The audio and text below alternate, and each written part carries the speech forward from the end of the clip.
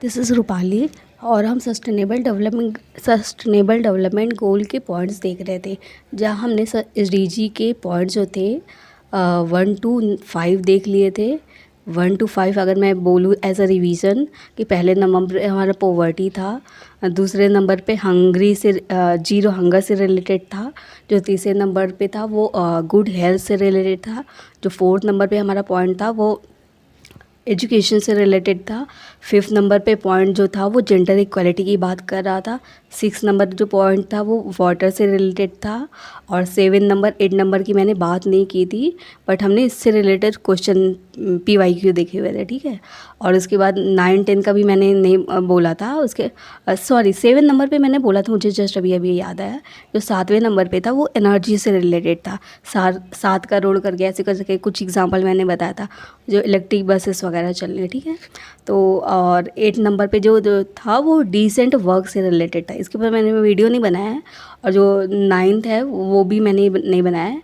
10th के ऊपर मैंने बताया था कि जो 10th है वो इनइक्वालिटी से रिलेटेड है इन दी वर्ल्ड, मतलब कि जो अलग अलग कंट्रीज़ है ना वहाँ पास इनइक्वालिटीज़ से रिलेटेड है। और जो 12 नंबर पॉइंट था सस्टेनेबल डेवलपमेंट गोल के पॉइंट नंबर जो 12 था वो किस चीज़ से रिलेटेड था, कंज्यूमर से रिलेटेड या प्रोडक्शन से रिलेटेड था, ठीक है। और जो एक मिनट SDG 12 में यहाँ पास लिख भी देती हूँ, वैसे इतना वो नहीं रहा क्योंकि मैंने इसके ऊपर ऑलरेडी वीडियो बना दी है। जो सस्टेनेबल डेवलपमेंट गोल जो 13 है ना वो किस चीज़ से रिलेटेड था, क्लाइमेट चेंज से रिलेटेड। और मुझे लग रहा है सबसे इम्पॉर्टेंट भी यही पॉइंट है, क्योंकि कभी कभी क्या होता है कि क्लाइमेट एक्शन अर्जेंट एक्शन लेने के लिए था, कॉम्बैट क्लाइमेट चेंजेस के इम्पैक्ट के ऊपर था।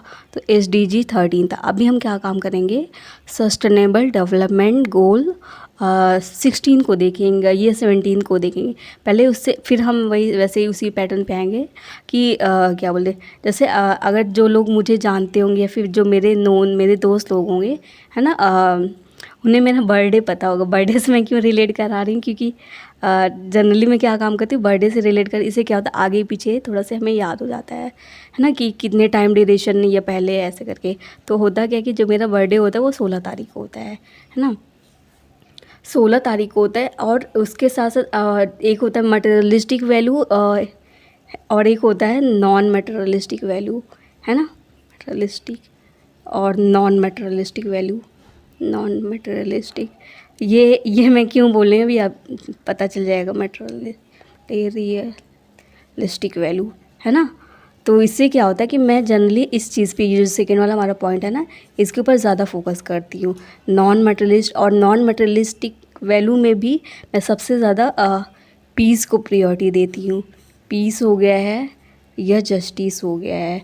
अगर आप कहीं भी आप नॉर्मल भी देखो, कहीं भी कोई शहर, कोई स्टेट या कोई कंट्री में अगर आप जस्टिस प्रोवाइड करा रहे हो तो ऑलरेडी पीस की स्टेबिलिटी होती है, पीस स्टेबल होता है। और जैसे हम अपने घर में देखें या अपने आसपास पड़ोस में देखें, कभी कभी क्या होता है, जो हमारे कज़िन वगैरह होते हैं, कभी कभी आपने छोटी मोटी लड़ाइयाँ घर में भी देख रही है, जैसे भाई बहन में हो जाता है कि अगर जैसे छोटा है, कोई छोटा मतलब कि कज़िन में छोटा सिबलिंग है या फिर, तो उसको पेरेंट्स क्या बोलते हैं कि चलो ठीक है छोटा है, तो उसको कोई भी सामान लेके आए, खाने के लेके आना आए हुए हैं तो उसे दे देते हैं, है ना। तो इससे क्या होता है, इनजस्टिस क्रिएट हो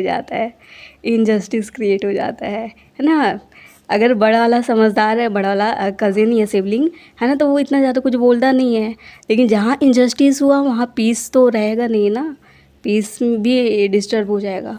तो मैं ये कह रही हूँ कि जस्टिस और पीस दोनों एक साथ चलते हैं, जस्टिस पीस एक साथ चलते हैं। और इसको मैं कैसे याद करा रही हूँ, अपने बर्थ डेट के अकॉर्डिंग 16 से, मतलब कि जो हमारा SDG सस्टेनेबल डेवलपमेंट गोल है 16 है, वो किस चीज़ से रिलेटेड है, पीस से रिलेटेड है। पीस एंड जस्टिस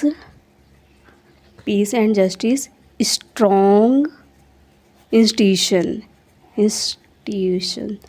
तो हम इसको ऐसे रिलेट कर सकते हैं, क्योंकि जैसे मुझे तो ये चीज़ याद था क्योंकि मैं ऐसे ही याद करती हूँ, तो बट मुझे लगा कि चलो बना देती मैं वीडियो, तो इसलिए मैंने इसके ऊपर सस्टेनेबल डेवलपमेंट गोल 16 के ऊपर ये वीडियो बनाया हुआ है कि डेट ऑफ बर्थ से हम याद रख सकते हैं।